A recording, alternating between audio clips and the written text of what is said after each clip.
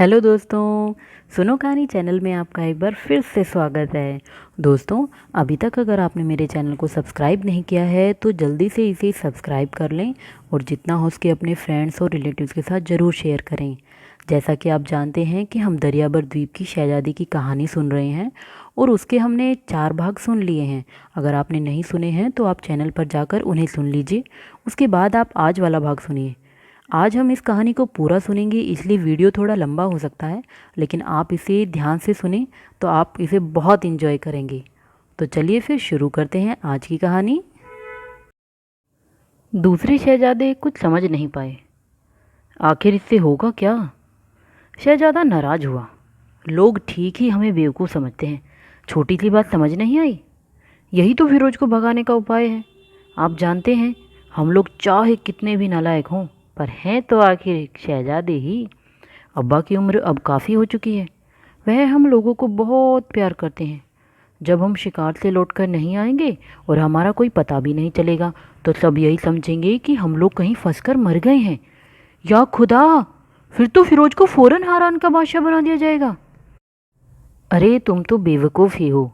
अब्बा को ज्यों ही पता चलेगा कि हमारे साथ फिरोज शिकार पर गया ही नहीं और हम अकेले जाकर खतरे में पड़ गए, त्यों ही उनका गुस्सा भड़क उठेगा।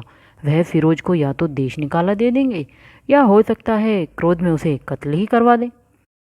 सुनकर सभी शहजादे प्रसन्नता से चिल्ला उठे। बहुत खूब, बहुत खूब, क्या दिमाग पाया है। चलिए हम अभी फिरोज के पास चलें और उससे इजाज़त लेकर फ़ौरन शिकार के लिए चल दें।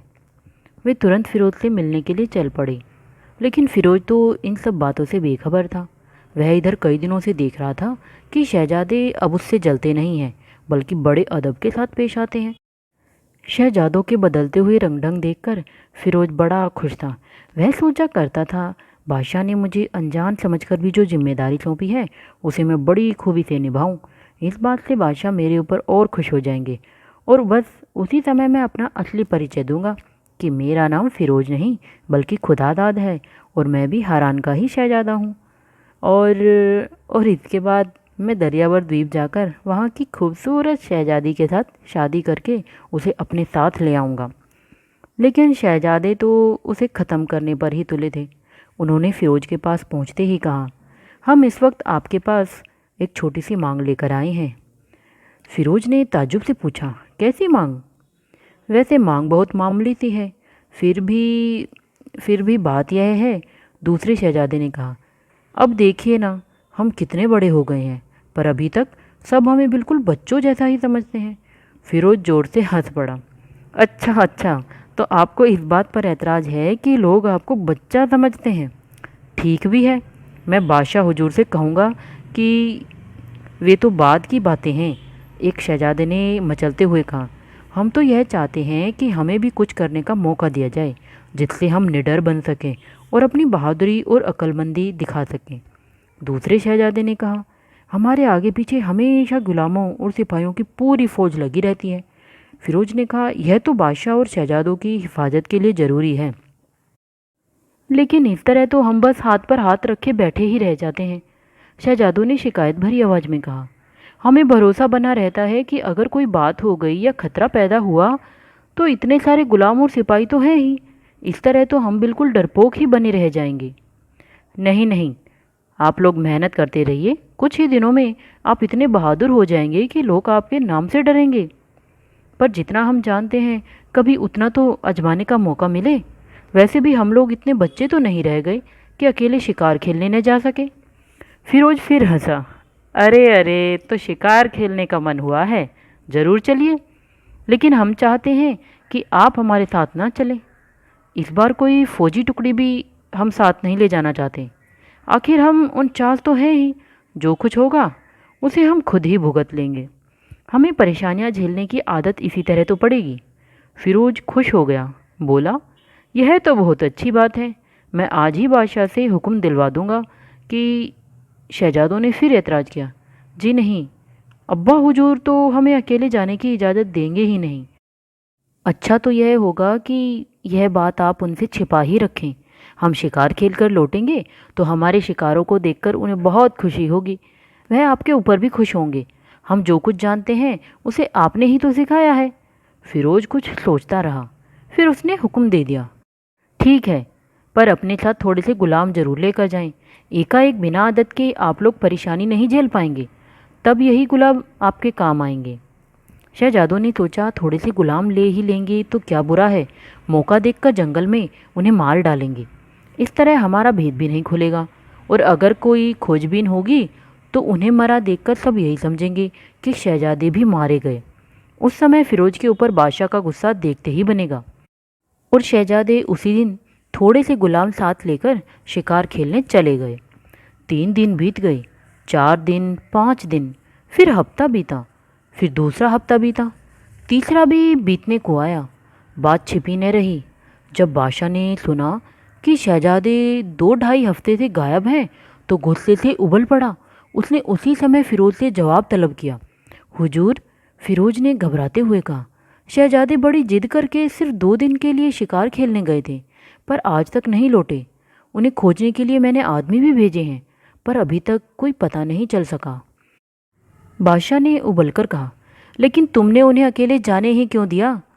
तुम्हें हमने क्या इसीलिए पाल रखा है कि शहजादे अपनी मन की करें? आखिर तुम्हें उनकी देखरेख का काम सौंपा गया था तो क्या इसलिए? फिरोज बादशाह का तमतमाया हुआ चेहरा देखकर और घबरा गया। वह एकाएक समझ ही नहीं पाया कि क्या जवाब दे। उधर बादशाह की बौखलाहट भी गलत नहीं थी। बुढ़ापे में तो ये शहजादे पैदा हुए और अब एक साथ ही सब के सब न जाने कहाँ लापता हो गए। गुस्से से उसका चेहरा लाल पड़ गया था और सारा बदन पत्ते की तरह कांप रहा था। उसने कड़क कर पूछा, शहजादों के साथ कितने सिपाही भेजे गए थे? एक भी नहीं हुजूर, फिरोज ने सूखे गले से कहा। शहजादे अपने साथ एक भी सिपाही नहीं ले जाना चाहते थे, बड़ी मुश्किल से बस थोड़े से गुलाम। लेकिन बादशाह ने उसकी बात पूरी नहीं सुनी। फफक फफक कर रोने लगा। उसने हिचकियां भरते हुए वजीर आजम से कहा, जानिसार, मेरी तो किस्मत ही खराब है, किस्मत फूट गई है मेरी। मुझे लगता है शहजादे जरूर किसी मुसीबत में पड़ गए हैं। शाही महल में उदासी छा गई। चारों तरफ से रोने पीटने का शोर उठने लगा। आखिर सबको यकीन कर लेना पड़ा कि शहजादे मौत के साए में पड़ गए और वे अब कभी लौटकर नहीं आएंगे। बादशाह ने गरज कर हुक्म दिया, वजीर आजम, इस नमक हराम फिरोज को अभी मेरे सामने जल्लाद बुलवाकर कत्ल करवाइए। मैं अब इसकी सूरत भी नहीं देखना चाहता। यह जरूर दुश्मनों से मिला हुआ है, तभी तो मेरे घर के चिराग बुझा दिए। लेकिन जानिसार बड़े ठंडे दिमाग से सोच रहा था। वह जानता था कि सभी शहजादे फिरोज से जलते हैं और उसका बुरा चाहते हैं। कहीं दाल में काला जरूर है। उसे फिरोज पर बिल्कुल शक नहीं हो रहा था, उल्टे उस पर रहम ही आ रहा था। उसने बादशाह को समझाने की कोशिश की। हुजूर, आप जरा ठंडे होकर सोचें। बादशाह ने तड़प कर कहा, क्या ठंडा होकर सोचूं जानिसार, इसकी सज़ा कुछ और कड़ी होनी चाहिए। इसे तो जिंदा ही शिकारी कुत्तों से नुचवाएं, तभी मेरे दिल की आग बुझ सकती है। जी नहीं हुजूर, मैं इसे और कड़ी सज़ा देना चाहता हूँ। वजीर ने होशियारी से काम लिया। अगर इसे अभी मार डाला जाएगा तो यह बहुत कम सज़ा होगी। इसे मौत की सज़ा तो दे दी जाए, पर अभी मारा न जाए। यह मौत के खौफ से हमेशा तड़पता रहेगा। बादशाह ने मंजूरी दी। ठीक है, इसे मौत के शिकंजे में तड़पने दो। वजीर आजम ने दूसरी चाल चली। साथ ही हुजूर हुक्म दें तो यह जाकर शहजादों की खोज करता रहे। हमारे 8 बहादुर सिपाही तलवार लेकर हमेशा इसके साथ रहेंगे, ताकि अगर यह भागना भी चाहे तो वे तुरंत इसको कत्ल कर दें। हाँ, अगर यह शहजादों को खोज लाए तो इसकी मौत माफ़ की जा सकती है। इतनी ही सज़ा बहुत होगी। बादशाह ने हुक्म दे दिया। वजीर आजम फिरोज को लेकर अपने घर आए और अशर्फियों से भरी एक थैली पकड़ाते हुए बोला, देखो फिरोज, मुझे तुम्हारे ऊपर पूरा एतबार है। मुझे मालूम पड़ता है कि शहजादे तुमको नीचा दिखाने के लिए ही शिकार के बहाने जाकर कहीं छिप गए हैं। तुम जाकर उनकी खोज कर सको, इसलिए बहाना बनाकर मैंने तुम्हें छुड़ाया है। तुम बहादुर भी हो और अक्लमंद भी। ये अशर्फियाँ ले जाओ, शहजादों की खोज करने में खुदा तुम्हारी मदद करेगा। फिरोज सिर झुकाकर धीरे धीरे बाहर चला गया। उधर जब हारान का बादशाह अपने 49 शहजादों के एकाएक गुम हो जाने की वजह से पागल सा हो रहा था, उसी समय बेगम फिरोजा के आने की खबर सुनकर वह चौंक उठा। उसे एकाएक जैसे कुछ याद आ गया। वह नंगे पैर ही दौड़ता हुआ बाहर आकर देखने लगा। दूर पर एक लंबा चौड़ा काफिला चला आ रहा था। पास आने पर मालूम हुआ कि वे घुड़सवार और पैदल सिपाही थे। उनके हाथों में तलवारें धूप की रोशनी में लपलपा रही थी। वे सभी काफ़ी थके हुए लग रहे थे, फिर भी धीरे धीरे महल के पास आते ही रहे थे। इस फौजी टुकड़ी के बीच में कई पालकियां चल रही थी। उन पालकियों के भी बीच में एक बहुत बड़ी जड़ाऊ पालकी थी। उस पर काम किया हुआ एक कीमती मखमली पर्दा पड़ा हुआ था। उस जड़ाऊ पालकी के चारों ओर से घेर कर बीचियाँ बांदियाँ दौड़ती हुई चल रही थी। बादशाह जान गया कि उसी पालकी में फिरोजा बेगम होगी। काफिला आकर राजमहल के सामने रुक गया। फिरोजा बेगम उतरे उतरे कि बादशाह दौड़कर उसके पास जा पहुंचा और खुशी से हकलाता हुआ बोला, या खुदा तू बड़ा मेहरबान है। बेगम फिरोजा, तुम बड़े मौके पर आई हो। जानती हो, आज हमको इतना गम हो रहा था कि मैं पागल हो गया था, और शायद इसी गम में हम अपनी जान तक खो बैठते। फिरोजा बेगम ने चौंक कर पूछा, क्या बात है? आपकी शहजादों की तबीयत तो ठीक है ना? ऐसा कौन दुश्मन है जिसके लिए आप चिंतित हैं? इस समय नहीं है, पर अभी थोड़ी देर पहले था। फिरोजा को भीतर ले जाते हुए बादशाह बोला, चलो भीतर चलकर बताते हैं। आज हम तुमसे बहुत खुश हैं, तुमने हमें मरने से बचा लिया। फिरोजा जल्दी जल्दी भीतर पहुंची। वह चाहती थी कि बादशाह जल्दी से अपनी बात कह डाले ताकि वह शहजादे खुदादाद के बारे में बातें कर सके। खुदादाद ने समरिया से आते वक्त कहा था कि वह हारान में अपना नाम बदलकर फिरोज रख लेगा। यहाँ पर खुदादाद के बारे में फिरोज नाम लेने से ही कुछ पता चल सकेगा। कौन जाने कि वह आराम से होगा या तकलीफ़ें भोग रहा होगा। इतना सोचते ही फिरोजा बेगम की आंखें भर आई। बादशाह ने फिरोजा बेगम की आंखों में आंसू देखकर पूछा, क्या बात है बेगम, तुम रो क्यों रही हो?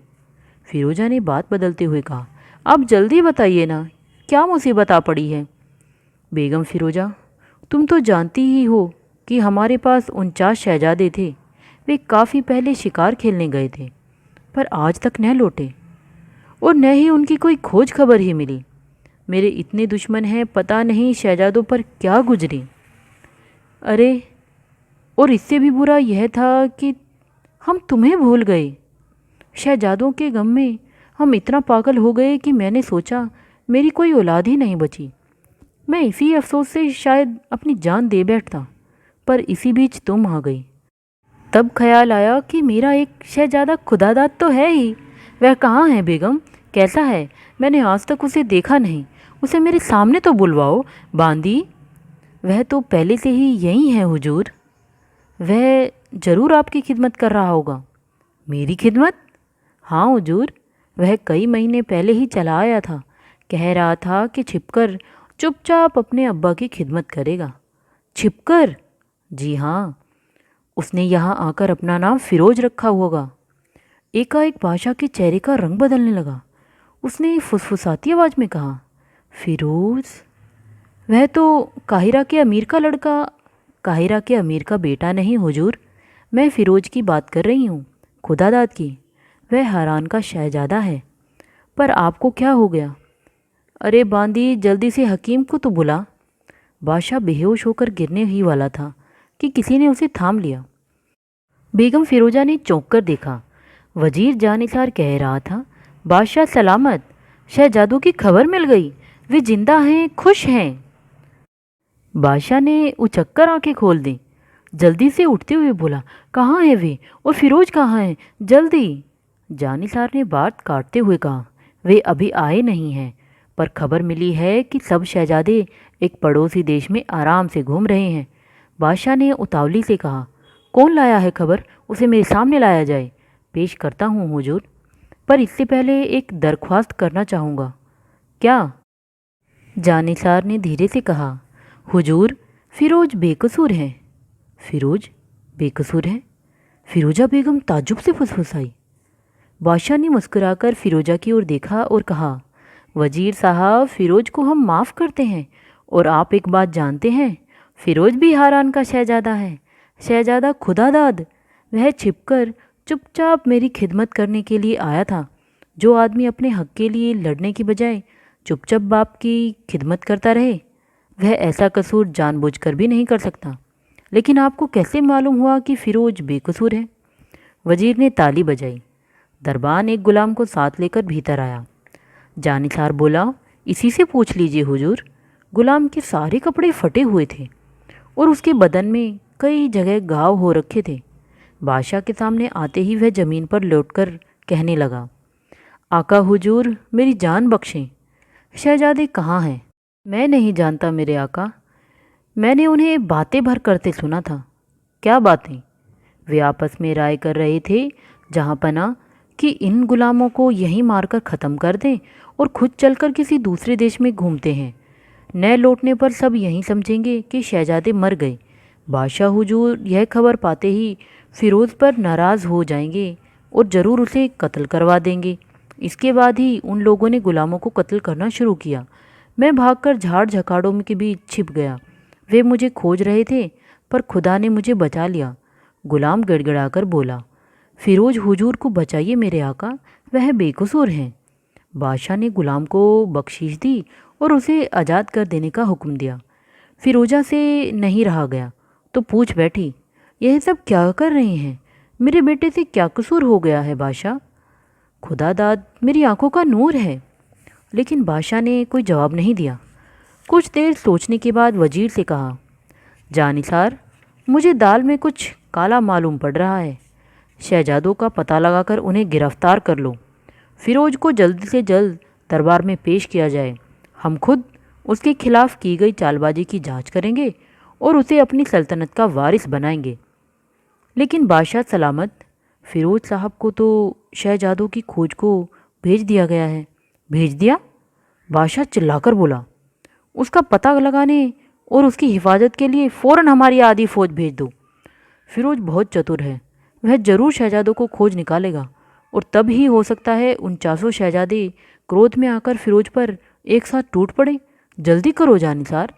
बात पूरी होने से पहले ही जानिसार इंतजाम करने के लिए दौड़ पड़ा। इधर फिरोज को हरान नगर से चले 1 महीना पूरा हो गया था। वजीर साहब की दी हुई अशरफियों से उसने अपने लिए एक बढ़िया सा घोड़ा और साथ के लिए कुछ गुलाम तथा दूसरे ज़रूरी सामान खरीद लिए थे।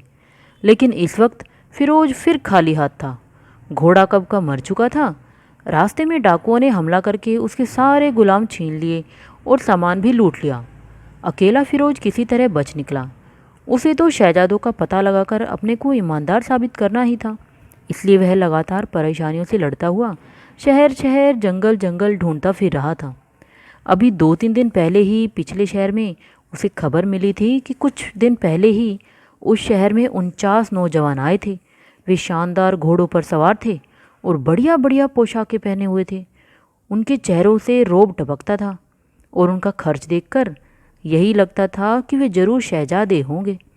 2 दिन उसी शहर में रहकर वे आगे बढ़ गए थे। सुनते ही फिरोज फिर आगे बढ़ चला। भूख प्यास और थकान की वजह से वह बेहद कमज़ोर हो गया था। लेकिन इस समय वह इस उम्मीद के सहारे तेज़ी से झपटता हुआ चला जा रहा था, बस यही जंगल पार करते ही शहर। अरे, एकाएक फिरोज ठिठक कर खड़ा हो गया। उसकी आंखें फटी की फटी रह गई। इतने घने जंगल में चमकदार काले पत्थरों से बना हुआ यह महल, ऐसा लगता है मानो किसी बादशाह का महल हो। लेकिन दूर दूर तक कोई और मकान नहीं दिखाई पड़ रहा। इतने बड़े महल के पास कोई आदमी नहीं दिखा। फिरोज हैरान रह गया। आखिर इस सुनसान घने जंगल के बीच किसने यह महल बनवाया है? वह यहाँ अकेले में क्यों रहता है? उसके नौकर चाकर कहीं कोई तो नहीं दिख रहा। सब कहाँ हैं? फिरोज कुछ देर खड़ा ताज्जुब से देखता रहा, फिर तलवार संभालकर महल की ओर चल पड़ा। वह महल के पास पहुंचकर लंबी लंबी दीवारों के सहारे चलता हुआ अंदर जाने का रास्ता ढूंढ ही रहा था कि तभी दूसरे सिरे पर खुली खिड़की से एक चेहरा झांकता हुआ दिखाई पड़ा। वह तो खिड़की से हाथ हिला हिलाकर इशारा भी कर रहा था। फिरोज तेजी से उधर ही बढ़ चला। पास पहुंचकर फिरोज की आंखें ताज्जुब से फटी रह गई। खिड़की से दिखाई पड़ने वाला चेहरा एक खूबसूरत लड़की का था। वह इतनी सुंदर थी कि फिरोज को बार बार शक हो रहा था यह कोई परी तो नहीं है। आज तक इतनी सुंदर लड़की तो उसने कभी देखी ही नहीं थी। खिड़की के सामने खड़ी लड़की ने घबराई आवाज़ में कहा। खूबसूरत नौजवान, तुम यहाँ क्यों आए हो? जल्दी से भाग जाओ, वरना। लड़की जितनी खूबसूरत थी, उसकी आवाज़ भी उतनी ही मीठी थी। फिरोज ने एकटक उसे देखते हुए पूछा, वरना क्या? तुम कौन हो? यहाँ तुम अकेली हो? तुमने चीथड़े क्यों पहन रखे हैं? लगता है किसी ने तुम्हें भी ज़बरदस्ती रोक रखा है। लड़की की आंखों से आंसू बहने लगे। उसने हड़बड़ाई आवाज़ में कहा, ओह, तुम बहुत निडर लगते हो, पर तुम नहीं जानते कि तुम्हारे ऊपर भी मुसीबतों का पहाड़ टूटने वाला है। भाग जाओ, वरना तुम भी मेरी तरह यहाँ कैद हो जाओगे। इसी तरह और भी कितने ही लोग यहाँ आकर कैद हो चुके हैं। खूबसूरत नौजवान, मुझे तुम पर रहम आ रहा है। तुम जाओ, जल्दी से भाग जाओ, नहीं तो वह आता ही होगा। कौन? इस महल का मालिक। वह बहुत खूंखार डाकू है। उसके साथ और भी बहुत से खतरनाक आदमी हैं जो हरदम मरने मारने को तैयार रहते हैं। यहाँ तक आने वाला कोई आदमी फिर जिंदा वापस नहीं जाने पाता। वे उसे कैद करके गुलाम बना लेते हैं। क्या तुमको भी उसी ने कैद किया है? लड़की ने ठंडी सांस खींचकर कहा, हाँ, मुझे भी इन्होंने ही कैद किया है। लेकिन तुम बेकार की बातों में उलझकर क्यों वक्त खराब कर रहे हो? क्या तुम्हें अपनी जान की परवाह नहीं है? फिरोज ने उसी तरह एकटक देखते हुए पूछा, तुम कौन हो और तुम्हारा नाम क्या है? तुम्हें देखकर तो लगता है कि। लड़की ने रोते रोते कहा, मैं दरियाबर द्वीप की शहजादी हूँ, पर मुसीबत की मारी यहाँ आ फंसी हूँ। फिरोज आंखें फाड़े देखता ही रह गया। उसने बचपन में ही दरियाबर द्वीप की शहजादी से ही शादी करने का पक्का निश्चय कर रखा था। एक दिन आखिर उसे भी खोजने निकलना ही था, पर वह इस तरह एकाएक बिना खोजे ही मिल जाएगी, फिरोज को इसकी उम्मीद बिल्कुल नहीं थी। कुछ देर के लिए वह सारी तकलीफ़ें भूल गया। उसे यह भी याद न रहा कि वह हरान से किस काम के लिए चला था। वह खुशी से चहक उठा, दरियावर द्वीप की शहजादी। हुआ यह था कि जहाज के तूफान से टूटने पर उसी का एक बड़ा सा मजबूत हिस्सा शहजादी की पकड़ में आ गया था। शहजादी को जब होश आया तो उसने उसी टुकड़े के सहारे बहती बहती समुद्र के किनारे आ लगी पाया। अपने को अकेली पाकर एकाएक वह डर गई और रोती हुई आसपास अपनी बांदी फातिमा को ढूंढने लगी। उसे उम्मीद थी कि हो सकता है फातिमा या जहाज पर के दूसरे कुछ और लोग भी बचे हों और वे भी इसी टापू पर कहीं पड़े होंगे, लेकिन वहाँ तो कोई भी नहीं था। शहजादी की हिचकियाँ बंध गई और वह फफक फफक कर रोने लगी। उसने सोचा, इस तरह रो रो कर जीने से अच्छा है कि समुद्र में ही डूबकर मर जाया जाए। वह तेजी से उठी और समुद्र की ओर लपकी, पर तभी किसी ने पीछे से उसे खींच लिया। शहजादी ने पलटकर देखा, 7-8 आदमी उसे घेरे खड़े थे और एक नौजवान ने उसे पकड़ रखा था। शहजादी अचकचाई सी ताकती रह गई। नौजवान ने मुस्कुराते हुए कहा, मैं इस टापू का सुल्तान हूँ। मेरे आदमियों ने तुम्हारे बारे में बताया था कि मुसीबत की मारी एक खूबसूरत लड़की यहाँ अकेली बैठी रो रही है, सो मैं तुम्हें देखने चला आया। तुम कौन हो और यहाँ कैसे आई? शहजादी ने रोते हुए अपना सारा हाल बता दिया। बोली, अब इस दुनिया में मुसीबतों के अलावा और कोई मेरा साथी नहीं बचा है, इसलिए मैं मरकर परेशानियों से छुटकारा पाना चाहती हूँ।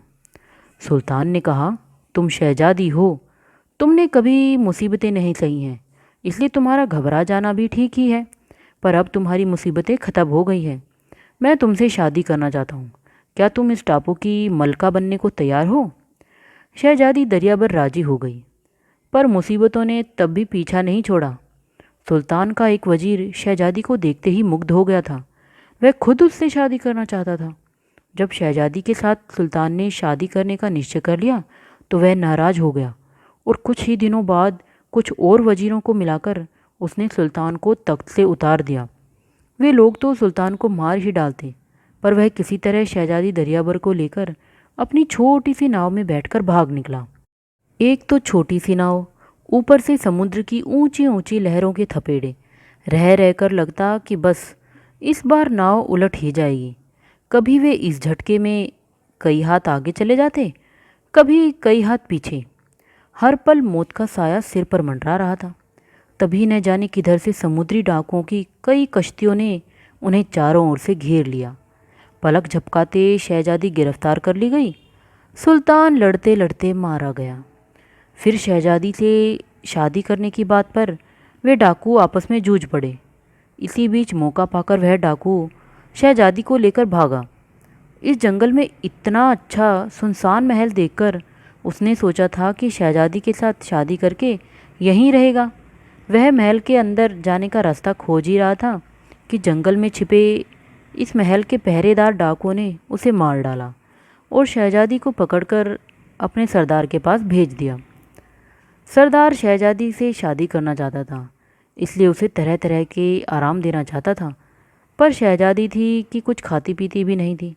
वह दिनों दिन कमज़ोर और पीली पड़ती जा रही थी। फिरोज ने उसे दिलासा देते हुए कहा, तुम घबराओ मत, बस थोड़ी देर और सब्र करो, फिर इस कैद से अपने को छुटी हुई ही समझो।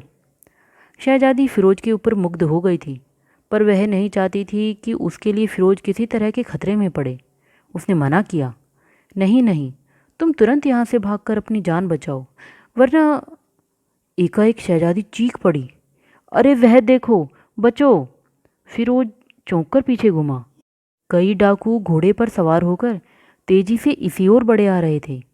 फिरोज संभले संभले तब तक एक डाकू ने निशाना साधकर उसकी ओर भाला फेंक दिया। फिरोज फुर्ती से झुककर वार बचा गया। फिर क्या था, देखते ही देखते मारकाट शुरू हो गई। एक ओर अकेला फिरोज, वह भी पैदल, और दूसरी ओर 10-12 घुड़सवार डाकू। पर फिरोज था पक्का लड़ाका। उसने बड़ी सफाई से डाकुओं का वार बचाते हुए एक एक को मारना शुरू किया। सबसे पहले एक डाकू को गिराकर उसने उसके घोड़े और तलवार पर कब्जा जमाया। फिर तो थोड़ी ही देर में मैदान साफ था। महल के सामने डाकुओं की लाशें बिछ गई। खुशी से चीखते हुए शहजादी ने पुकारा, बहादुर नौजवान। फिरोज ने खून के छींटे पोंछते हुए कहा, महल का दरवाज़ा किधर से है? और उसके खुलने शहजादी ने जल्दी से कहा, वह जो बीच में हरी पोशाक वाली लाश है, वही सरदार था, वही जिसका घोड़ा तुमने छीना था। उसी की जेब में चाबी भी है और दरवाज़ा उस ओर से है। फिरोज जल्दी से चाबी निकालकर दरवाजे की ओर बढ़ा और दूसरे ही क्षण वह शहजादी के सामने जा पहुंचा। शहजादी ने कहा, इस महल में और भी ढेर सारे कैदी हैं। रोज ही कोई न कोई बदकिस्मत इधर आ निकलता था और कैद हो जाता था। अभी परसों ही एक साथ 49 नौजवान। फिरोज चौंक पड़ा। उसने बात काटते हुए पूछा, 49 नौजवान? किधर है वे? जल्दी दिखाओ। शहजादी उसे तहखाने की ओर ले गई। फिरोज ने जल्दी से तहखाना खोला। ढेर सारे लोगों के साथ हैरान के 49 शहजादे भी वहीं कैद थे। फिरोज को देखते ही वे शर्म के मारे पानी पानी हो गए। फिरोज ने लपककर उन्हें छाती से लगा लिया और छोटा भाई समझते हुए उनकी गलतियों को भी माफ़ कर दिया। फिर उसने घूमकर शहजादी की ओर देखा। शहजादी ने शर्माकर जल्दी से मुंह दूसरी ओर कर लिया। फिरोज को घेर कर सारे शहजादे खुशियां मनाने लगे। उस रात खूब शानदार दावत उड़ाई गई, पर फिरोज तो शहजादी के बारे में सोच रहा था। यूँ तो फिरोज यह चाहता ही नहीं था कि अब दरियाबर द्वीप की शहजादी को अपने से अलग करे। फिर भी उसने एकाएक शादी की बात करना ठीक नहीं समझा। कहीं शहजादी यह न सोच ले कि मैंने उसे छुड़ाया है, इसलिए ज़बरदस्ती शादी कर रहा हूँ।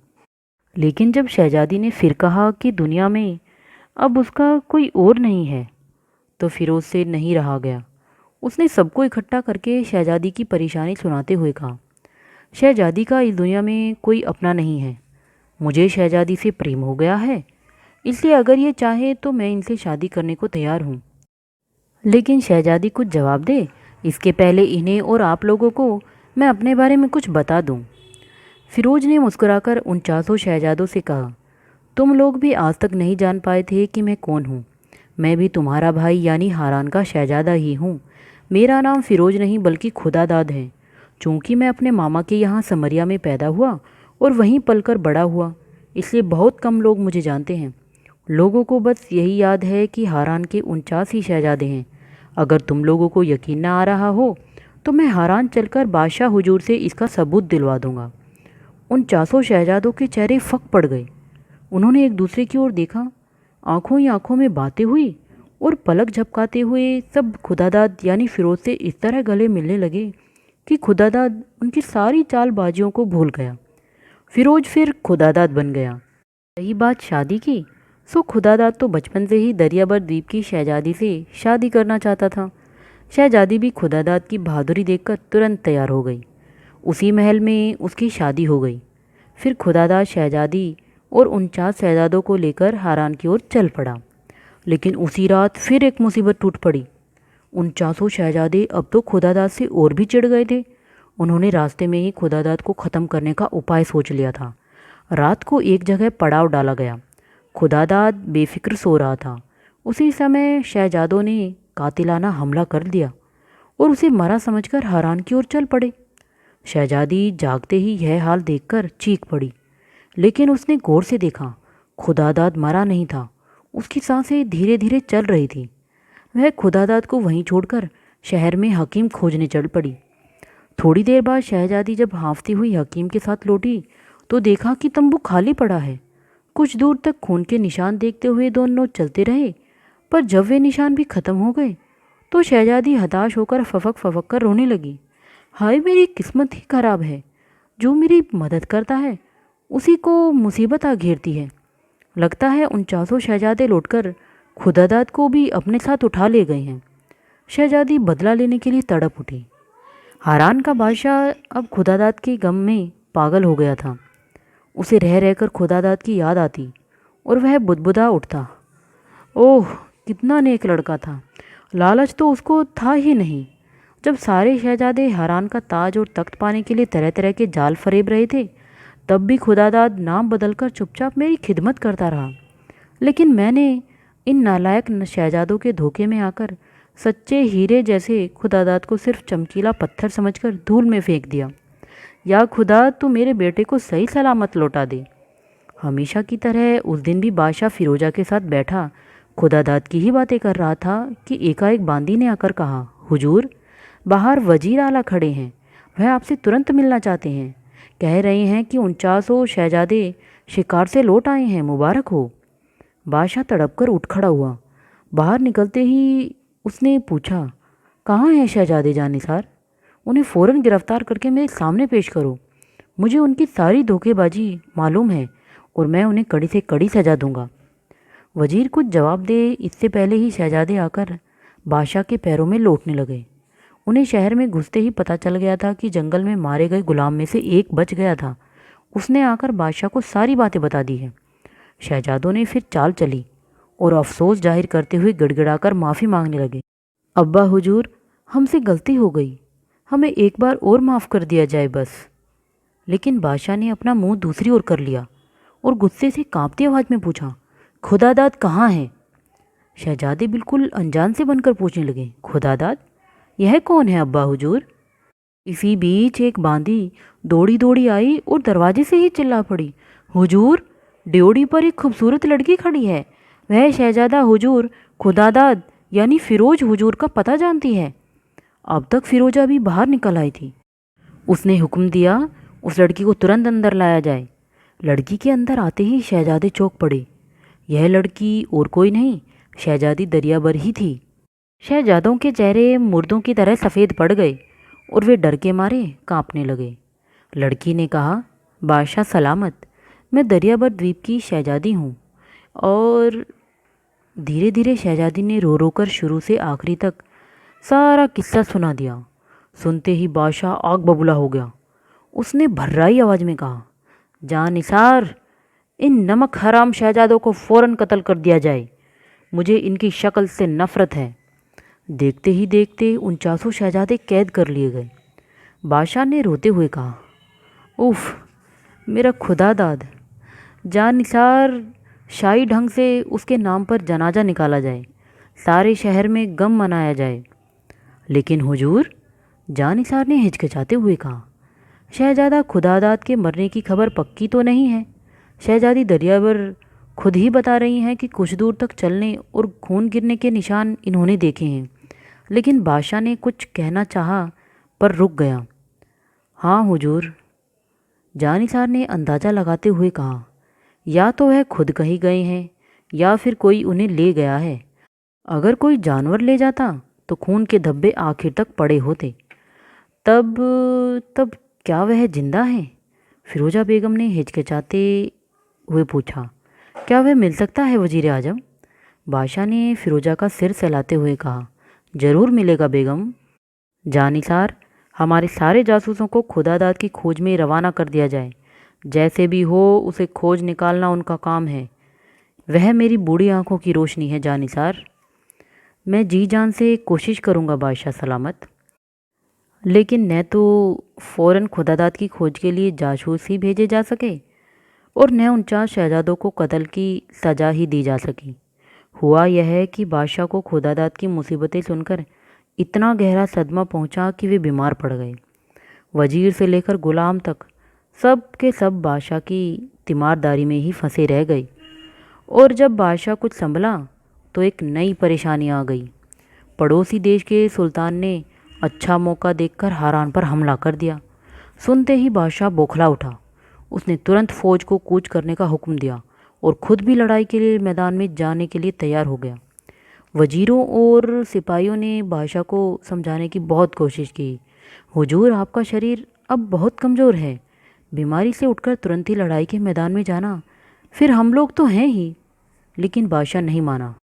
बोला, उस सुल्तान ने सोचा होगा मैं बूढ़ा हो गया हूँ और मेरे बाद था खुदादद, सो अब नहीं है। जब तक वह था तब तक तो इन लोगों के दांत खट्टे किए रहा, कभी आंख उठाने तक की हिम्मत नहीं पड़ी। अब मौका देखकर शेर बने हैं। खैर, अभी मेरी तलवार में पानी है। सचमुच बादशाह ने लड़ाई के मैदान में ऐसा कमाल दिखाया कि लोग एक बार फिर दंग रह गए। जिधर उसकी तलवार उठती उधर लाशों पर लाशें नजर आने लगती। फिर भी वह कितनी देर तक टिक पाता? एक तो बूढ़ा, ऊपर से बीमारी की कमजोरी की। लड़ाई शुरू हुए 3 दिन बीत चुके थे। चौथे दिन लगा कि हारान की फौज हार रही है। दोपहर होते होते बादशाह को अच्छी तरह मालूम हो गया कि अब हारान को किसी तरह नहीं बचाया जा सकता।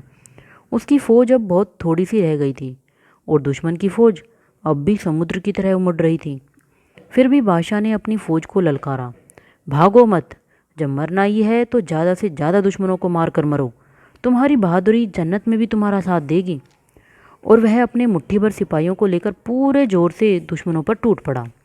एक एक सिपाही 10-10 दुश्मनों को काटने लगा। बादशाह जानता था कि जीत तो अब होगी नहीं, पर जब तक सांस है दुश्मनों को मारते रहना है। एकाएक वह चौंक पड़ा। दुश्मन की फौज पता नहीं क्यों अब जमकर नहीं लड़ पा रही थी। दुश्मन के सिपाही इधर उधर भागकर जान बचाने की कोशिश कर रहे थे।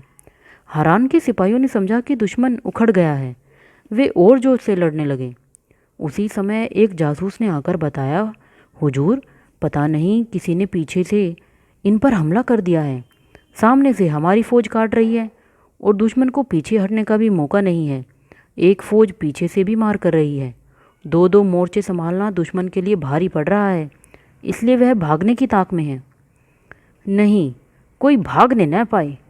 फौज के सिपाही चिल्लाए और दुश्मन को गाजर मूल की तरह काटने लगे। शाम होते होते मैदान लाशों से पट गया। जो थोड़े से सिपाही बचे थे वे हथियार डालकर हारान की गुलामी करने को तैयार हो गए। हारान की फौज में खुशी की लहर दौड़ गई। बादशाह घोड़े से उतरकर खुदा से दुआ मांगने लगा, या खुदा तू बड़ा मेहरबान है, तूने ऐन मौके पर मदद भेजकर हारान की इज्जत बचा ली। हम तेरे एहसानमंद रहेंगे। फिर उसने एक सिपाही को बुलाकर कहा, हमारी मदद करने वाली फ़ौज किसकी थी? मैं उसके मेहरबान सिपाहियों से मिलकर उसका शुक्रिया अदा करना चाहता हूँ। इसकी कोई ज़रूरत नहीं है अब्बा हुजूर। बादशाह और सिपाही ने एक झटके से घूमकर देखा। सामने खुदादाद खड़ा था। बादशाह हुजूर, मैं तो आपका गुलाम हूँ और मेरे साथ के ये सिपाही भी आपका हुक्म पाते ही आग में भी कूद सकते हैं। मुझे तो खुदा का शुक्रिया अदा करना चाहिए कि ऐन वक्त पर मुझे खबर मिल गई और मैं आपकी मदद करने के लिए पहुंच गया। तुम बादशाह हकलाकर रह गया। फिरोज साहब, आप? सिपाही खुशी के मारे चीख पड़े। खुदादाद ने मुस्कुराकर कहा, हाँ सिपाही, मैं हूँ, लेकिन मेरा नाम अब फिरोज नहीं। बादशाह सलामत, मैंने आप सबसे झूठ बोला था। मेरा नाम फिरोज नहीं बल्कि खुदादाद है और मैं आपका ही नालायक बेटा हूँ। मेरी गलतियों को माफ़ करें अब्बा हुजूर।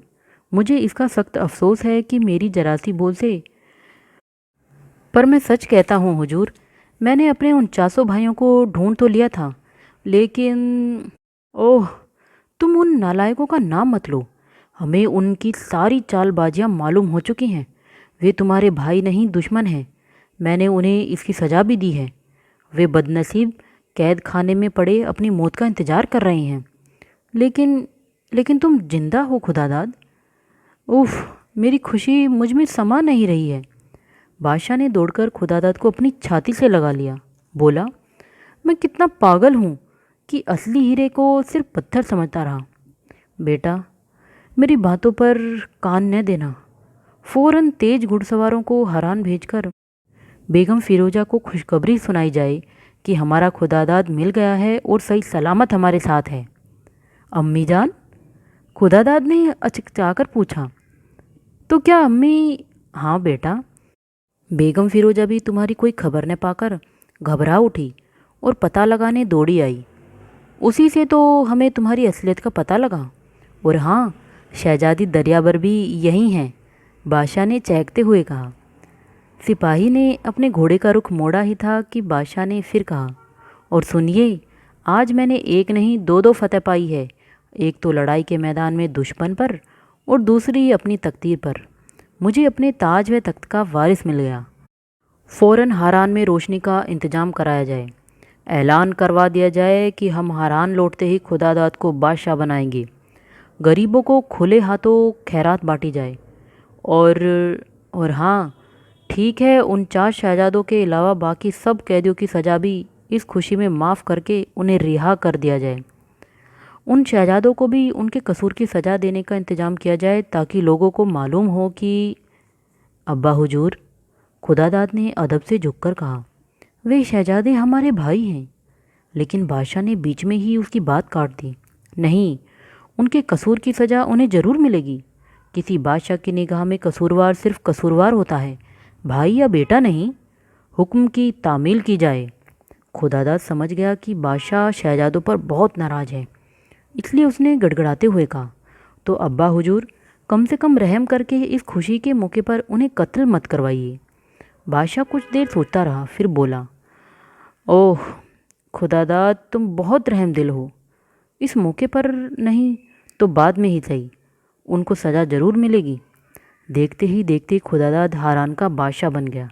उसने बादशाहत संभालते ही सबसे पहला हुक्म दिया, 49 शहजादों को कैद से निकालकर दरबार में पेश किया जाए।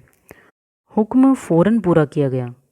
मोटी मोटी जंजीरों में जकड़े शहजादे दरबार में लाए गए।